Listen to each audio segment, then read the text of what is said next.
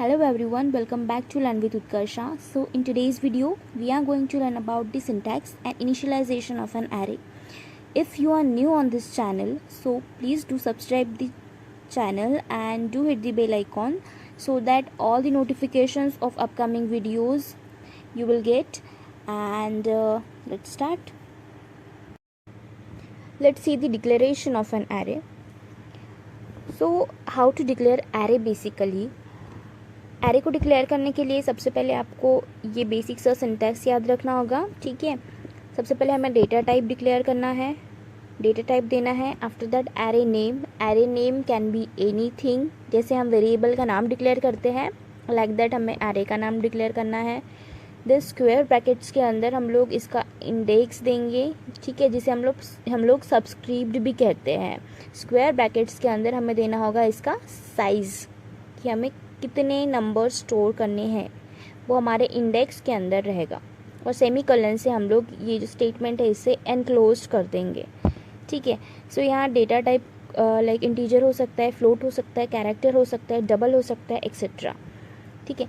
Array name any name like variable, then index और subscript means the size of array. जो भी हम लोग साइज डिफाइन करेंगे एरे का वो स्क्वायर ब्रैकेट्स के अंदर आएगा। Let's see the initialisation of an array, कि एरे को इनिशियलाइज कैसे करते हैं। हमने एरे को डिक्लेयर तो कर दिया, लेकिन एरेज को वैल्यूज़ कैसे असाइन करते हैं। सो लेट्स सी, जैसे हम लोगों ने डिक्लेरेशन देखा लाइक दैट, बस हमें इक्वल टू लगाना होता है एंड कर्ली ब्रेसेस के अंदर लिस्ट ऑफ वैल्यूज़ देनी होती है, ठीक है। Data type can be anything, then फिर एरे का नाम हमने दे दिया और फिर स्क्वायर ब्रैकेट्स के अंदर हमने साइज़ दे दिया एरे का, ठीक है। और इक्वल टू हमें लगाना होगा एंड फिर कर्ली ब्रेसेस के अंदर हमें लिस्ट ऑफ वैल्यूज़ प्रोवाइड करनी पड़ेगी। जितना भी हम लोग साइज़ डिफाइन करेंगे एरे का, उतनी लिस्ट ऑफ वैल्यूज़ होंगी।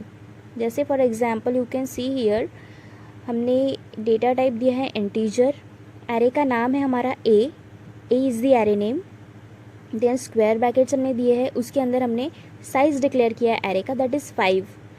देन हमने वैल्यूज़ असाइन की है इक्वल्स टू कर्ली ब्रेसेस के अंदर हमने टोटल 5 वैल्यूज़ असाइन किए, दैट इज़ 10, 2, 15, 3 एंड 1, और उसे सेमी कोलन से एनक्लोज कर दिया है स्टेटमेंट को, ठीक है।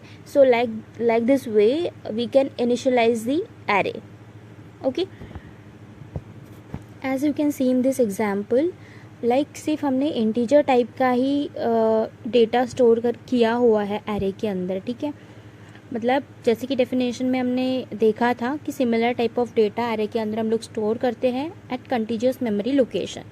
सो दिस एग्जांपल स्पेसिफाइज दैट हमने इंटीजर टाइप का डेटा जिसमें 5 एलिमेंट्स स्टोर है जो कि इंटीजर टाइप के ही है, मतलब सिमिलर टाइप ऑफ डेटा हमने सेव किया हुआ है एक ही वेरिएबल के अंदर। इफ़ अगर हम लोग एरे का यूज़ नहीं करते और सिंपल प्रोग्रामिंग करते तो क्या करना पड़ता हमें कि एक ही वैल्यू हमें 10 असाइन करनी पड़ती, देन एक ही वैल्यू ही हमें 2 असाइन करनी पड़ती, देन एक ही वैल्यू हमें 15 असाइन करनी पड़ती।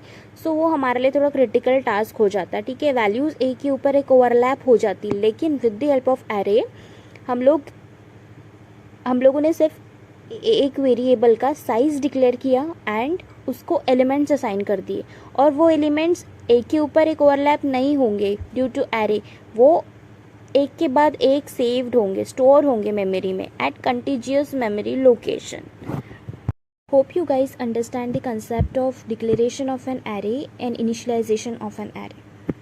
सो in next video we will learn about the properties and limitations of an array. So till then keep learning and keep growing.